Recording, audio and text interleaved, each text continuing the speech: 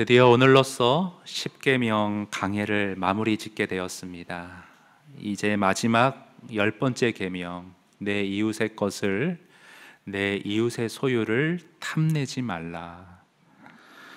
우리는 남의 것을 탐내거나 욕심내는 건 그리 바람직한 모습이 아니라는 데에 다들 아마 마땅한 당의로서 그것을 어렵지 않게 다 동의하실 것입니다. 탐심을 품고 사는 게 도덕적으로나 윤리적으로 그리 덕스럽지 못하다는 거 여러분 다 인정하실 것입니다. 그러나 저와 여러분이 몸담고 살아가는 이 시대 상황은요, 이와는 좀 결이 다른 목소리들을 살금살금 내고 있는 걸 볼 수 있는데요, 이를테면 이런 겁니다. 실제로 남의 물건을 훔치는 것도 아니고 직접적으로 피해를 입히지 않는다면 이 사람의 본성적인 그 욕망이나 욕심을 부당한 것으로 취급해서는 안 된다는 목소리가 있어요. 그러니까 물질이나 어떤 소유물에 대해 사람이 갖게 되는 자연스러운 욕구, 보기에 먹음직도 하고 보암직도 한, 탐스럽기도 한 그 죄성에 의해 발현되는 욕망을 가식이나 위선으로 억누르고 부정할 게 아니라 인정해 줘야 한다는 주장이 있습니다. 그런 욕망을 잘 살리고 활용하면 그게 바로 자본주의의 동력이 된다는 것이지요. 관련해서 글을 하나 보시겠는데요, 나는 바라는 게 없습니다, 때때로 이렇게 말하며 욕망을 갖지 않는 것이 수행자의 진정한 태도라든가 영성이 높은 사람이라고 생각하는 경우가 있는데, 그건 생을 마감하는 순간에나 할 소리이다. 글자 그대로 탐욕을 버리는 순간은 생명력이 제로가 되었을 때, 숨을 거둘 때이다. 그러므로 그 전까지는 당당하게 욕심을 부려야 하고, 그렇게 하는 쪽이 자연스럽다. 페라리를 타고 싶다, 구찌 가방을 사고 싶다는 욕망이 원동력이 되어서 일도 열심히 하게 되고 그 결과 생활의 질도 높아진다. 솔직히 말하는데 살아있는 한은 욕망을 가져야 한다. 물욕, 금전욕, 성욕 뭐가 됐든 부정할 필요는 없다. 우리가 지금 이대로 좋다고 만족하면 세상의 발전은 멈추고 말 것이다. 여러분은 이에 대해 어떻게 생각하십니까? 일견 맞는 측면도 있습니다. 저와 여러분은 지금 자본주의 사회에서 그 안에서 살아가고 있습니다. 자본주의의 동력은 맞습니다. 인간의 욕망입니다. 자본주의는 인간의 욕망을 죄악시하지 않습니다. 그러나 우리가 잘 분별해야 될 게 있어요. 그게 무엇이냐 하면, 자본주의는 인간의 죄성을 어쩔 수 없이 인정하는 차선책이지 그것이 최선이 아니라는 것입니다. 인간은 욕심을 지닌 존재임을 부정할 수 없기에 죄인임을 어쩔 수 없이 인정한다는 거예요. 그래서 하나님도 인류가 타락한 이후에 이러한 현실을 인정해 주시는 모습을 보이고 계시는데요, 10계명도 보십시오. 남의 걸 도둑질하지 말라. 8계명이나 오늘 내 이웃의 소유를 탐내지 말라. 뭘 볼 수 있습니까? 하나님께서는 우리 각 개인의 소유와 사유재산을 인정해 주신다, 자본주의 경제 체제를 허용해 주셨다라는 것을 우리가 엿볼 수 있습니다. 그런데 문제는 뭐예요, 여러분? 우리의 욕망이라는 건요, 항상 과하고 도를 넘어 지나치기가 쉽다는 데 문제가 있습니다. 우리의 욕망은 브레이크 없이 마냥 폭주하기가 쉽습니다. 역사를 봐도 그래요, 여러분. 과거에요, 고대 사회에서 왜 부족과 부족 사이에 전쟁이 벌어졌는가? 원인이 무엇인가? 좀 더 많이 갖기 위해서, 이웃 부족의 걸 약탈하려는 과도한 욕심 때문에 그 어리석은 전쟁이 시작되었습니다. 그래요, 항상 이 지나침과 과도함이 우리의 삶을 파멸로 이끌어 몰아가고 있습니다. 관련해서 글 하나 보실 텐데요. 지나침 탐욕이 얼마나 파괴적인 영향력과 다양한 범위를 갖고 있는지 화면 보시면 탐욕은 자기 정체를 완전히 드러내는 경우가 드물다. 인색함, 욕심, 갈망, 돈놀이, 돈에 대한 집착, 욕정, 편협한 마음 등 다양한 형태로 탐욕은 드러난다. 그리고 그렇게 집착하면서 문제가 되는 게 뭐예요? 어느 순간인가는 해서는 안 될 행동까지 하게 된다는 것이죠. 근데 이 탐욕에 관해서는 종교인도 다를 바 없는 것 같다. 스페인 사람 프루덴티우스는 탐욕에는 신자들은 물론이고 사제들의, 목사들의 영혼까지 무너뜨리는 힘이 있다며 그리스도인의 탐욕을 고발하였다. 그 흘러간 영화 중에 데블스 애드버킷이라는 알파치노 또 키누아 리브스가 주연한 영화가 있었습니다. 알파치노가 사탄 역할을 연기했어요. 그 영화의 마지막 장면 대사가 이렇게 나옵니다. 허영은 내가 제일 좋아하는 기호품이지. 알파치노가 사탄의 역할인데 사단이 이런 식의 음흉한 미소로 말한다는 거죠. 무엇을요? 너희 안에 내재되어 있는 죄성, 그게 뭐 자랑하고 싶은 허영심이든 교만이든 어떤 탐욕이든 난 그 모든 걸 기호품으로 사용해서 너희 영혼을 파멸시킬 것이다. 사단이 우리를 호시탐탐 노리고 있다는 거예요. 그러니까 본능이니까 그냥 자연스럽게 내버려 둬도 된다? 그것은 잘못이라는 거예요.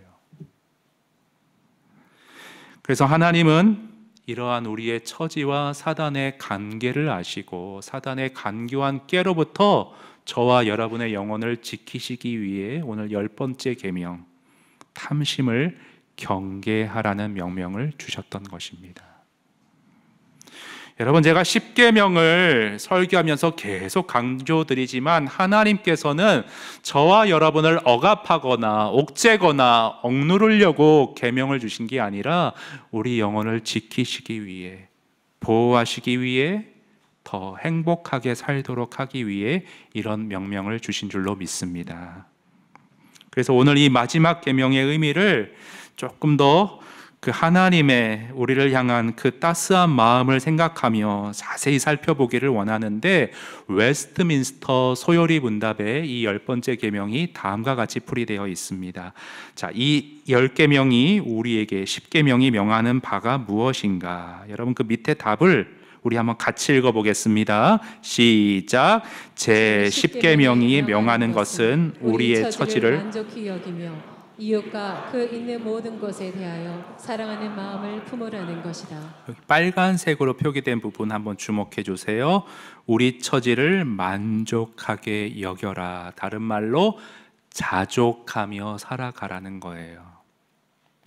좀 더 자세한 해설을 볼까요? 우리는 욕심 때문에 일어나는 수많은 불행들을 역사와 문학을 통해 얼마든지 접할 수 있습니다. 그에 대한 해결책으로 성경이 요리문답이 제시하는 길은 자족하고 탐심을 버리라는 것입니다. 그러니까 일체의 탐심을 마음으로부터 버리기 위한 방법으로 자족하며 살 것을 말씀하시는 것입니다. 자족이란 무엇인가? 한마디로 우리의 현재 상태가 주님이 허락하신 최고임을 인정하는 것입니다. 그래서 자족은 결국 신앙이라 할 수 있습니다. 지금 처한 자리가, 내 자리가 어떠하든지 하나님께서 가장 좋은 상태로 주신 것이고, 이것은 하나님의 작정 가운데 정하신 바요 나에게 가장 복이라는 것을 믿는 신앙입니다. 근데 여러분, 제가 여기서 더 전개시켜 나가기 이전에 여러분이 혹 오해하실까봐 꼭 하나 짚어드리고 싶은 하나가 있는데요. 그건 뭐냐 하면 자족하며 살라는 거를 이렇게 오해해서는 안 돼요. 어떻게? 주어진 자리에 내가 만족하는 것까지는 좋은데 만족하기에 아무 노력 없이, 아무런 열정도 없이 나태하게 그냥 맞춰서 살아가라는 그런 말씀은 여러분 절대 아닙니다. 성경의 자족이 아니에요. 아무런 발전도 없이 그냥 안주하며 살라는 게 자족하라는 그런 의미가 아니에요. 이에 대한 지적을 아까 봤던 글의 그 황희상 씨가 더 정확하게 명확하게 더 서술한 부분이 있는데요. 물론 지금의 만족하라는 것은 무소유를 말하고 있거나 가난 중에 자포자기하라는 말이 절대 아닙니다. 별 노력 없이 내 팔자가 이러니까 하는 신세 타령하며 살아가는 것도 아닙니다. 아무런 노력도 하지 않으면서 그 결과에 대해 만족한다는 것은 자족이 아니라 게으름이며 방종이며 나태함입니다. 자족에 하는 자세는 나의 삶의 가치나 행복을 말할 때의 기준이 내가 이웃에 비교하여 얼마나 더 많이 가졌느냐의 문제가 아니라 참되신 하나님을 내가 알고 고백하는 것이 진정한 나의 생의 가치이자 행복임을 깨닫고 고백하느냐의 문제입니다. 인생의 가치를 돈과 소유물로 따지기 시작하는 순간 이미 우리 마음에서 자족은 사라지고 이웃의 것을 탐내는 마음이 싹트게 되어집니다. 여러분 무슨 말씀인지 이해되시죠? 구분을 잘 하셔야 돼요. 다시 말씀드리지만 자족하며 탐심을 버리고 살라는 건 아무 노력 없이 게으르게 나태하게 살라는 말이 절대 아닙니다. 하나님으로 만족하고요, 그 고귀한 사랑 안에서 내가 오늘 숨쉬고 있다는 사실을 감사하면서 그 감사가 원동력이 돼서 그 은혜 안에서 지금 내가 살아가는 현재를 최선을 다해 살아가는 것. 비록 다른 사람들보다 집이 좀 좁더라도 다른 게 부족하더라도 오늘 나와 함께 하시며 나를 도우시는 하나님으로 인해 기뻐하며 자족하며 감사로 살아가는 것, 이것이 바로 성경이 말씀하시는 자족의 삶인 것입니다. 여러분 오늘 이 부분이 너무 중요하기 때문에 제가 확실히 각인시켜 드리기 위해서 글 하나 또 하나 좀 인용하여 보시겠습니다. 성경은 만족을 곧 자족함을 우리 영적 생활의 비밀이라고 말한다. 여러분 디모데전서 6장에 보면 그런 말씀이 있어요. 자족하는 경건한 마음이 있으면 우리 삶에 큰 유익과 행복이 있다는 말씀이 있습니다. 즉 주 안에서의 만족은 행복의 또 다른 이름이다. 그래서 그리스도의 사랑을 아는 것이 진정한 만족을 누릴 수 있는 유일한 근원이다. 이게 중요해요. 사람을 어떤 형편에 처하게도 하시고 그 형편에 대처할 힘도 주시는 하나님, 우리를 사랑하시는 하나님이 약속하신 대로 우리와 사랑으로 함께 하신다는 사실을 깨닫는 것, 이 깨달음이 삶의 만족과 행복의 비결, 비밀이라는 것입니다. 여러분 지금 이러한 말들이 쭉 하는 말들이 다 뭐냐면 사람의 말이 아닌 다 성경에 나와 있는 말씀들이에요. 여러분 우리 히브리서 13장 말씀 같이 한번 화면에서 읽어볼까요? 다 같이 읽습니다. 시작. 돈을 사랑하지 말고 있는 바를 족한 줄로 알라. 그가 친히 말씀하시기를 내가 결코 너희를 버리지 아니하고 너희를 떠나지 아니하리라 하셨느니라. 그러므로 우리가 담대히 말하되 주는 나를 돕는 이시니 내가 무서워하지 아니하겠노라. 사람이 내게 어찌하리요 하노라. 잠깐 그대로 띄워주시고요. 우리의 삶의 만족과 행복은 내가 가진 돈이 많고 적으냐, 남들보다 더 어떠냐 하는 것, 그게 아니라 뭐 때문에 자족해요? 뭐 때문에 만족해요? 하나님이 이렇게 부족하고 불완전한 나를 버리시거나 떠나시지 않는다는 그 사랑 때문에, 하나님이 오늘 또 실수하고 실패하는 나를 끊임없이 일으켜 주시고 계속해서 돕겠다 약속하시기 때문에 그 사실 때문에 감사하고 만족하며 하나님을 기뻐한다는 것입니다. 근데 여러분 오늘 출애굽기 본문 성경을 다시 자세히 보시면 비단 우리를 불행으로 몰고 가는 게 소유에 대한 집착, 돈에 대한 어떤 집착, 그 문제뿐 아니라 좀 다른 부분의 여지를 오늘 20장 17절이 우리에게 말씀해 주고 계세요. 여러분 우리 출애굽기 20장 17절 성경 다시 한번 자세히 보시겠어요? 자, 거기 보시면 내 이웃의 집을, 집은 소유물이죠. 그리고 중간으로 가보세요. 그의 소나 그의 낙이나 내 이웃의 소유를 탐내지 말라. 예, 이 소유물이나 돈의 문제에 관해서는 사실 제가 지난 8계명 도둑질하지 말라 그 계명을 좀 확장시키면서 돈 문제를 여러분과 한번 자세히 한번 생각해 보는 시간 가졌었습니다. 그래서 제가 같은 측면을 또 반복하여 접근하기보다는 오늘은 조금 17절 말씀이 우리에게 생각해 보기 원하는 다른 여지의 그 측면을 여러분과 좀 살펴보기를 원합니다. 여러분 17절 중간을 다시 보세요. 17절 중간 다시 보시면 내 이웃의 아내나 그의 남종이나 그의 여종이나, 여기서 참 안타까운 것은 이 모세가 살아가던 그 당시 시대 상황은 고대 근동의 문화는 노예 제도가 있었던 것 같습니다. 내 여종이나 남종이나. 그리고 또 한 가지 뭐예요? 내 이웃의 아내를 탐내지 말라. 마치 여성을, 아내를 무슨 소유물처럼 표현하는 게 참 안타깝습니다. 근데 여러분, 성경을 읽을 때 여러분이 주의하셔야 될 게 뭐냐면 그 당시의 문화를 염두에 두고 기록한 그 문화들이 문화가 곧 진리는 아니라는 거예요. 타락한 시대 세상에서 하나님이 아브라함을 부르셨습니다. 모세를 지도자로 세우셨어요. 아직 하나님의 나라가 다 확장되고 세워진 게 아니에요. 이 십계명은 뭐예요? 하나님 백성들이 하나님의 나라의 근간의 기초를 세우기 위해 이제 막 율법을 주고 계십니다. 타락한 세상이에요. 인간 중심의 하나님 성경의 생각과 정신과는 동떨어진 사상이었어요. 그래서 노예 제도가 있었고 여성을 차별했습니다. 그래서 이렇게 하시면 안 돼요. 성경의 노예 제도를 허용하고 있었네, 구약에서. 그럼 오늘날도 적용해야 되는 거 아니야? 아닙니다. 교회가 세워지고 기독교가 깃발을 들기 시작하면서 성경의 정신대로 이 사회의 문화가 바뀌기 시작했어요. 남성과 여성이 동일하게 하나님의 존귀한 존재로 지음받은 고귀한 존재라는 것, 여성과 동등하게 여성의 인권을 존중해 주게 되었죠. 그래서 그런 식의 관점에서 여기 17절 중간의 표현 뭐예요? 내 이웃의 아내를 탐내지 말라. 이 부분은 오늘날의 문화의 색깔과 관점에서는 좀 다르게 표현할 수 있을 것 같습니다. 어떻게 해요?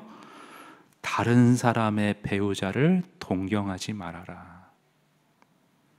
다른 이를 부러워하지 말아라. 비교해서 상대적인 박탈감을 가지고 가정생활, 결혼생활을 만족하지 못하고 불행하게 살지 말아라. 그런 표현으로 좀 바꿀 수가 있는 것 같습니다. 저는 오늘 여러분과 이 부분을 좀 적용점으로 집중적으로 한번 좀 생각해 보고자 해요. 여러분, 제가 지난주에도 말씀드렸지만 저는 송도 소리교회의 성도님들을 섬기는 목사입니다. 저는 출애굽기 20장 17절 10번째 계명을 탁월하게 아주 학문적으로 잘 정리하고 전하는 데 목적이 있는 거 아니에요. 저의 목적은 뭔지 아세요? 하나님께서 내가 목양하는 성도들에게 하시고자 하고 싶은 말씀, 우리 성도들에게 도움이 되는 말씀을 하나님의 통로로 전하고 싶은 게 저의 목표입니다. 성도님들을 신방하거든요, 목양하거든요, 기도하거든요. 상황이 꼭 맞물리게 돼요. 지난주에 신방을 한 가정이 있었는데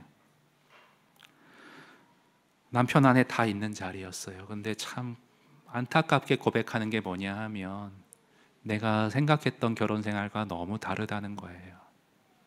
성향이 너무 틀리다는 거예요. 그래도 자식 보고 살아왔는데 그 자녀도 이제 자라나면서 자아가 생기잖아요. 내 마음같이 안 된다는 거예요. 이제 마음 둘 데가 없다는 거예요. 참 삶이 팍팍하다는 겁니다. 그런 신방을 해서 그런지 도서관에 갔는데 눈에 들어오는 책들이 이런 거였어요. 이럴 거면 나랑 왜 결혼했어? 저렇게 펼쳐봤더니 명왕성에서 온 내 남편, 이상형의 배우자는 없다. 사랑해? 아이고 닭살이야. 고맙긴 무슨 가족끼리. 그 다음이 저한테 아주 찔림으로 작용했는데 안 좋은 표현이긴 해요. 감안해서 들어주세요. 아내는 부엌 대기. 이게 아주 전업주부들을 낮잡아서 이렇게 부르는 아주 잘못된 말인데 주방 일을 도맡아 한다는 거죠. 찔렸어요.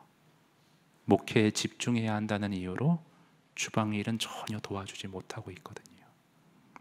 근데 제가 요즘 제자 훈련을 하고 있는데 계속 제자 훈련이 이론이 되지 않도록 삶과 관련시키려고 제가 부단히 글로 끌고 옵니다. 근데 삶을 나누고 삶과 말씀을 연관시키면서 제가 많이 도전받고 제가 많이 변화되는 걸 느껴요. 어느 한 집사님이요, 아내 집사님이 말씀해 주세요. 제가 그 남편 집사님을 알거든요. 회사에서 그리스도인이기에 빛과 소금이 되기 위해 더 성실히 일하는 분입니다. 그리고 자꾸 접촉점을 삼아서 선한 영향력을 펼치려고 하고 섬기려고 하고, 그렇게 회사에 에너지를 다 쏟고 오는 분이기에 제자 훈련하니까 코피를 쏟으셨대요. 그리고 아무도 이렇게 안타까워 안 하시네. 그리고 과제하는데 꾸벅꾸벅 조시는 걸 봤대요. 얼마나 안타깝습니까? 그런데요, 더 놀라운 거는 그렇게 회사에서 치열하게 사시는데 집에 돌아와서 퇴근해서 아내와 아이들을 위해 요리를 해주신대요. 와, 난 뭔가 그대 앞에만 서면 왜 나는 작아지는가? 근데 아주 또 다른 집사님이 결정타를 날리셨어요. 목사님, 제 남편은요, 나무 같은 사람이에요. 제가 불안정하고 제 감정을 어떻게 하지 못하고 흔들릴 때 뭐라 지적하지 않는데요, 묵묵히 나무와 같이 기댈 수 있게 기다려준대요. 나는 뭔가.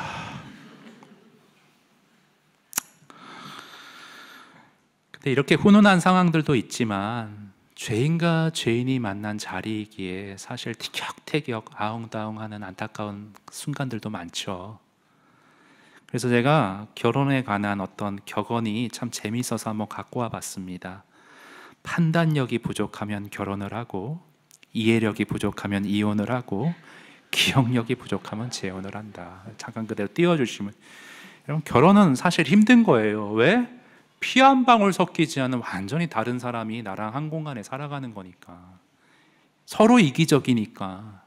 그래서 판단하고 손해볼 거 계산하는 똑똑한 사람들은 결혼 안 합니다. 그렇죠? 그래서 요즘 결혼 안 하잖아요. 다 똑똑하니까.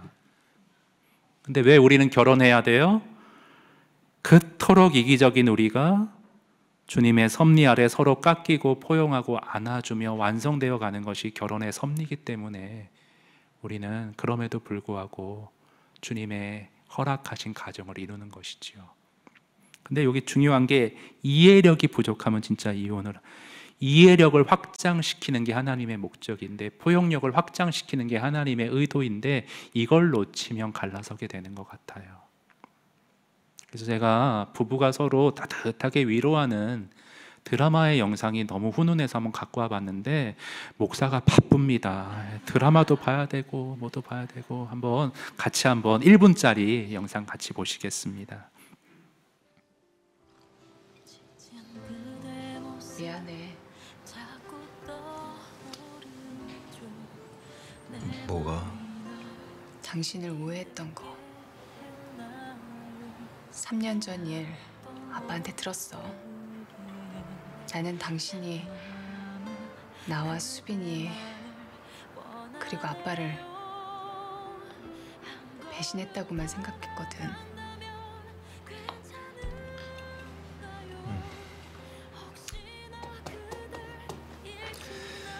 아니야. 내가 좀 더 친절했었어야 돼. 내가 좀 더 자세하게. 내가 미안해.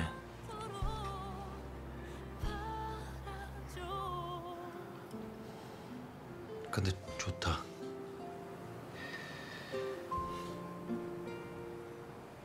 이해를 해주니까.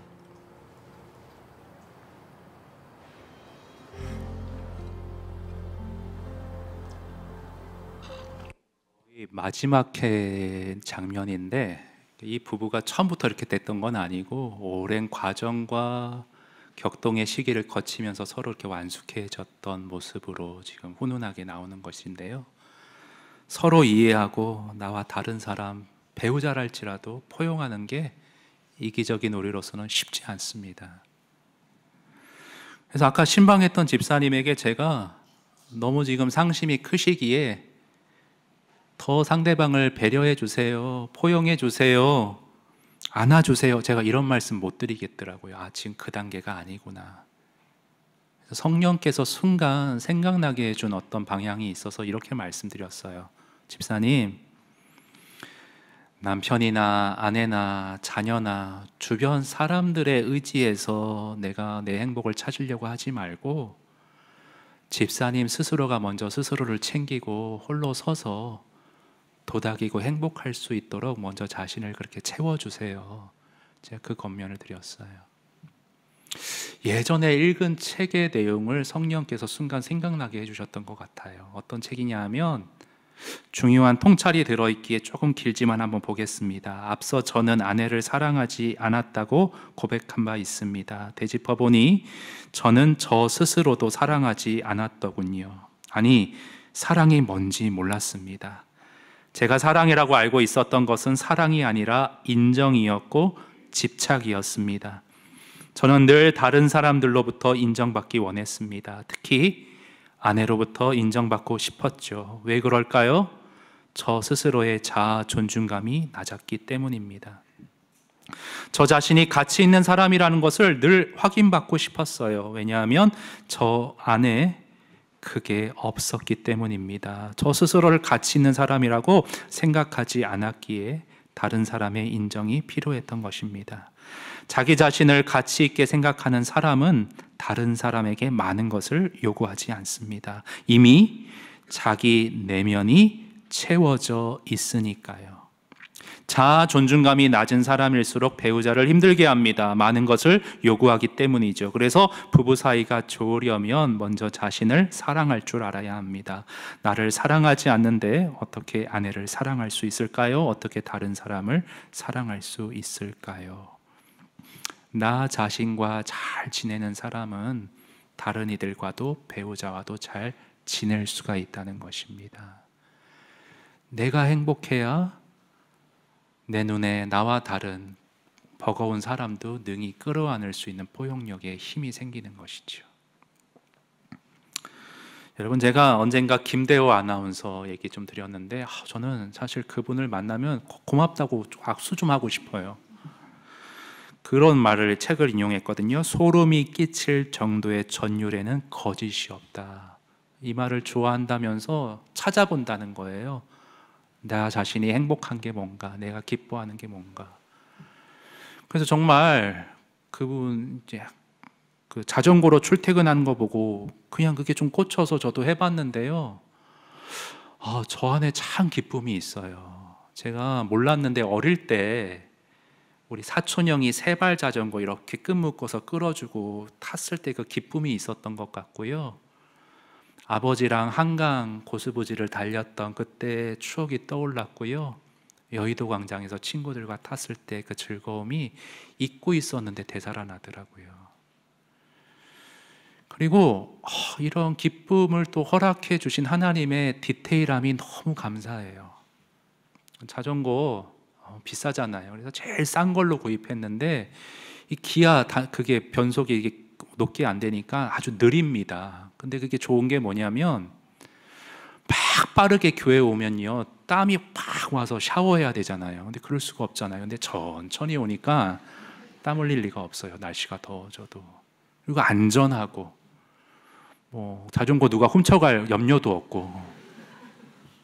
그리고 정말 신의 한 수가 하나님 정말 굉장하신 게 제가 성도 여기 이 지역에 개척을 하고 그 당시 성도님들이 가까이에 사택을 얻으시라고 권면한 분이 계셨는데 그 옥목사님 책에 보면 그런 내용이 있습니다. 목사는 성도들의 경제 수준의 딱 중간쯤으로 하는 것이 덕스럽다. 그래서 여기 송도는 너무 부촌이기 때문에 제가 좀 다른 동네에 사택을 얻었어요. 근데 교회 가까이 사택을 얻었으면 자전거 탈 일이 있겠습니까? 딱 좋은 거리 5km. 원래 1시간 걸렸는데 그래서 좀 부담되더라고요. 1시간 타고 시간이 좀 아까웠는데 또 하나님이 좋은 코스를 또 보여주세요. 40분에 끊고 있습니다. 너무너무 행복하게 활력 있게 타고 있습니다. 우리 한 순장님이 남자 이제 순원들하고 모여서 그런 얘기를 했대요. 목사님, 그리스도인 남자 집사님들 너무 불쌍해요. 왜요? 할 게 없어요. 갈 데가 없어요. 즐길 게 없어요. 다 유흥문화니까. 제가 그 자리에서는 너무 속상해 하셔서 말을 못했는데 나중에 속으로는 찾아보세요. 있을 거예요. 자전거든 뭐든 뭔가 있을 거예요. 여러분, 음식도요, 우리의 내면을 채워주고 영혼의 힘을 불어넣어 줄 수 있는 역할을 합니다. 음식 전문가가 뭐라고 하냐면요, 제철 식재료로 정성껏 차려진 식사를 천천히 즐기다 보면 팍팍한 일상을 이겨낼 에너지를 다시 채울 수 있으며 안정감과 영혼의 포근함도 느낄 수 있습니다. 그리고 다음날 만나는 모든 이들에게 친절할 수 있는 힘이 생깁니다. 나에게 내가 어제보다 더 친절할 수 있습니다. 핵심이 뭐예요? 나 스스로를 잘 보듬어야 나에게도 상대방에도 친절할 수 있는, 이해할 수 있는 힘이 생겨난다는 겁니다. 제가 오늘 서두에서 잠깐 언급드린 자본주의에 관한 얘기 짧게 마무리 짓고 오늘 설교를 좀 매듭지려고 합니다. 여러분, 자본주의는요, 기본적으로 성과를 더 많이, 더 좋은 결과를 내야 한다는 거예요.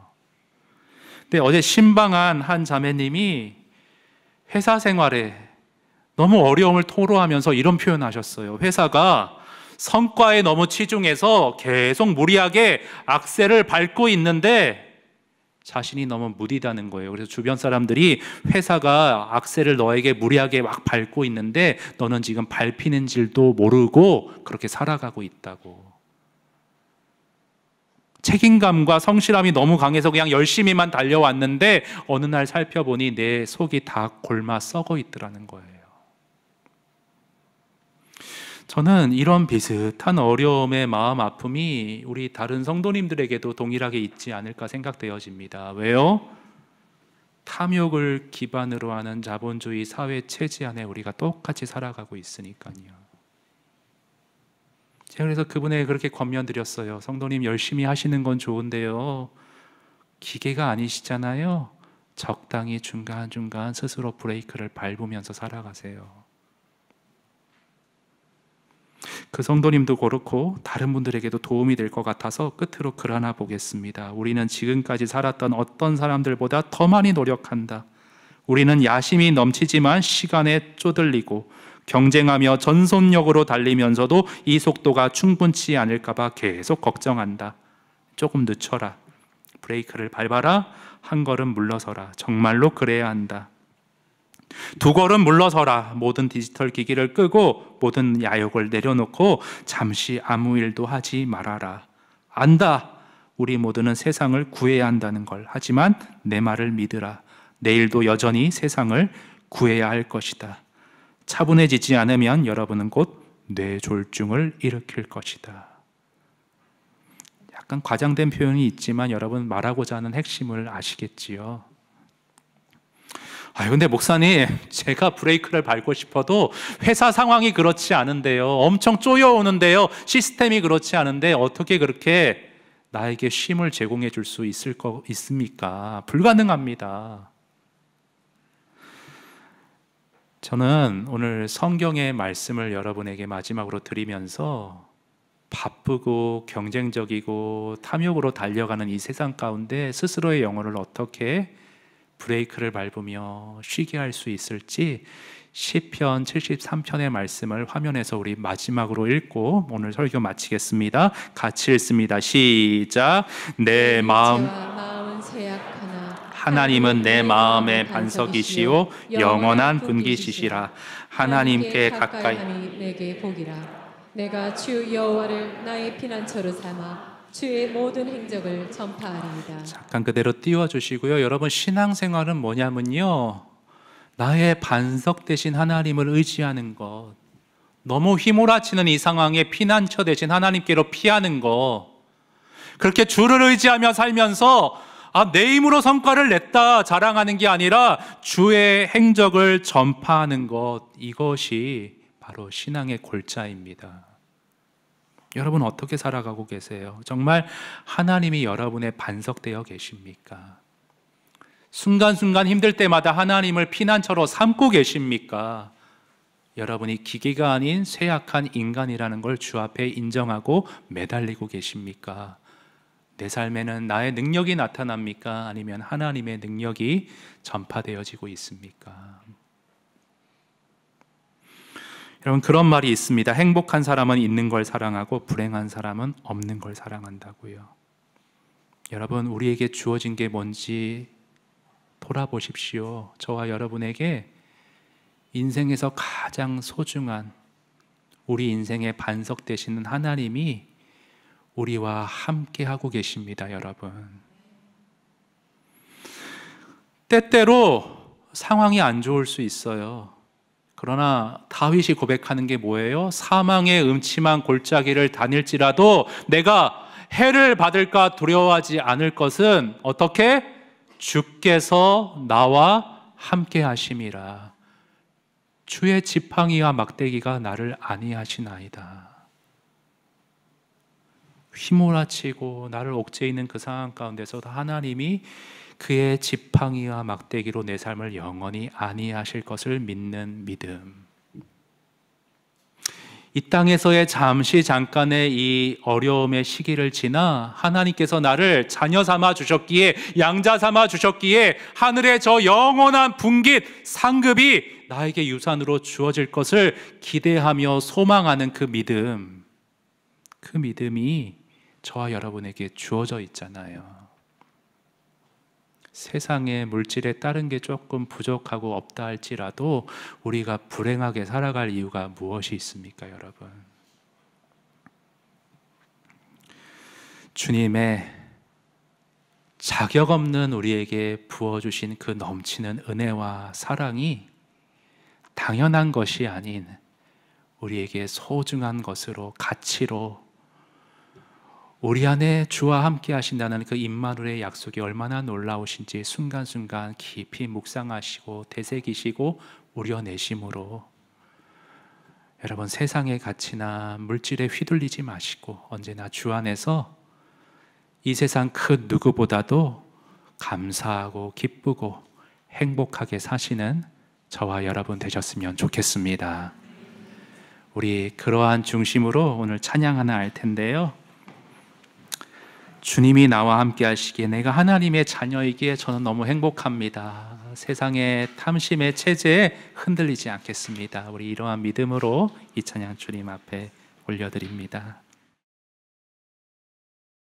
화려하지 않아도 정결하게 사는 삶, 가진 것이 적어도 감사하며 사는 삶, 내게 주신 자격이 나눠주며 사는 삶, 이것이 나의 삶의 행복이라오. 이것이 행복, 이것이 행복이라오. 세상은 알 수 없는 하나님 선물, 이것이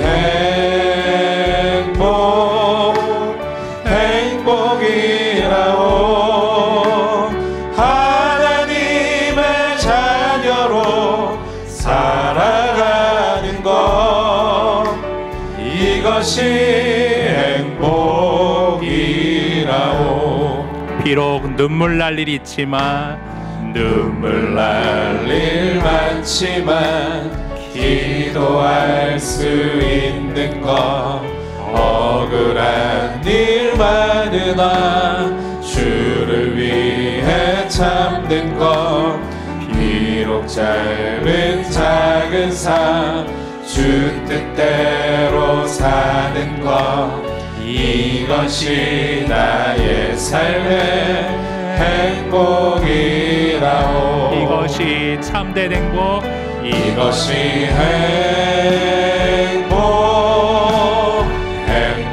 행복이라오. 세상은 알 수 없는 하나님 선물 이것이 행복이라오.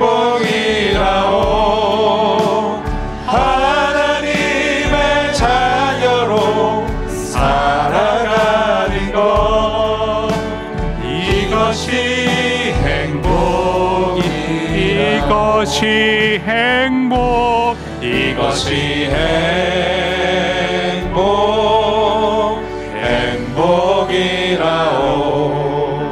세상은 알 수 없는 하나님 선물 이것이 행복이라오.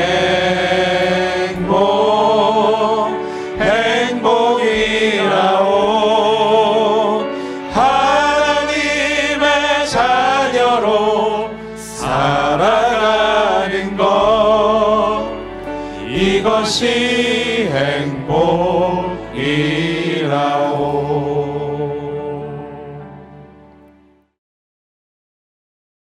여러분, 이 시간 우리 함께 기도하실 때는 여러분에게 주어진 은혜와 사랑이 얼마나 값지고 그 크기가 얼마나 커다란지 다시 한번 묵상하고 감사하는 시간 되었으면 좋겠습니다. 하나님, 이런 나를 끝까지 사랑해 주셔서 너무 감사합니다. 저의 삶이 비록 억울한 일도 있고 눈물 날 일이 있지만 주께서 사망의 음침한 골짜기에서도 나와 함께 하신다는 말씀을 믿습니다. 주의 지팡이와 막대기가 선하심과 인자하심이 평생 나를 따라다니며 나를 안위하실 것을 믿습니다. 감사합니다. 만족하며 살겠습니다. 그 넉넉함으로 다른 이를 품고 특히 나의 배우자와 가족들을 더 사랑하며 하나님, 다른 이를 부러워하지 않고 행복하게 살아가는 행복한 가정 이루는 하나님, 저 자신 될 수 있도록 오늘의 말씀으로 인도하여 주시옵소서. 우리 함께 주님 앞에 나아가 기도하겠습니다. 하나님 아버지,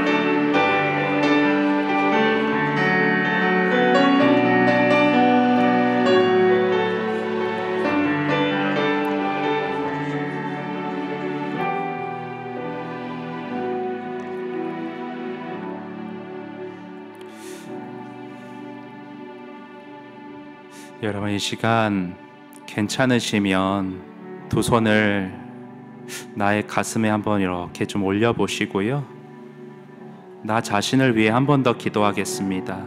하나님, 제가 탐욕 많고 비교하고 자존감이 낮아질 수 있는 이 사회 안에서 제가 찢기어 있고 지쳐 있습니다. 하나님, 이런 저를 자녀 삼아 주시고 하늘의 영원한 분깃과 상급을 허락하신 주님, 제가 얼마나 축복된 존재인지 잘 마음을 다독일 수 있도록 도와주시고, 하나님, 이 땅에 저에게 은혜로 허락해 주신 것들, 그것이 무엇이든 제가 좋아하는 것들 주 안에서 기쁨으로 누리며 건강하게 제 자신을 지키며 주님의 돌보심 안에 행복하게 미소 지으며 살아갈 수 있도록 오늘 저의 영혼을 축복하시고 은혜로 채워 주시옵소서. 나 자신을 위해 한 번 더 기도하겠습니다. 하나님 아버지, 이 시간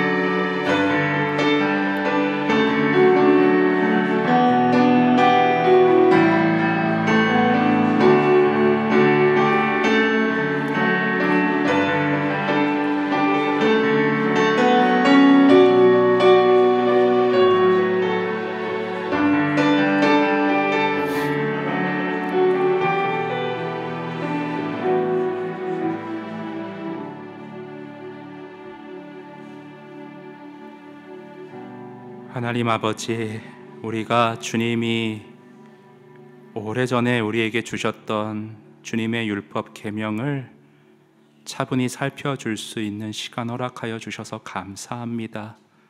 더욱 감사한 것은 그 계명이 우리를 옥죄이고 억압하는 말씀이 아니라 우리를 돌보시고 지키시고 행복하게 하려는 주님의 사랑의 마음을 읽을 수 있도록 성령님 지도하여 주시니 감사드립니다. 하나님, 사랑하는 우리 성도들의 삶이 탐욕으로 죄성을 인정할 수밖에 없는 이 불완전한 체제 가운데 찢기고 갈리고 상처 입은 경우들이 있습니다. 사랑해서 만났지만 불완전한 죄인이기에 내 배우자와 가족이 나에게 더 깊은 화살을 마음속에 박히게 하는 경우들이 있습니다. 그러나 하나님이 나와 함께 하십니다. 하나님은 사람은 불완전하지만 주님은 완전하십니다. 그 주님 안에서 만족하게 하시고 그 주님 안에서 진정 인생의 참된 기쁨을 찾아가게 하시고 그 주님 안에서의 넉넉함으로 나와 함께하는 가족들을 품고 사랑하고 다른 이와 비교하고 탐내는 삶이 아닌 오히려 다른 이들을 넉넉하게 도와주고 사랑을 흘려보내는 하나님의 자녀로서 행복하게 살아갈 수 있도록 오늘의 말씀으로 우리 사랑하는 성도들의 삶을 축복하여 주시옵소서.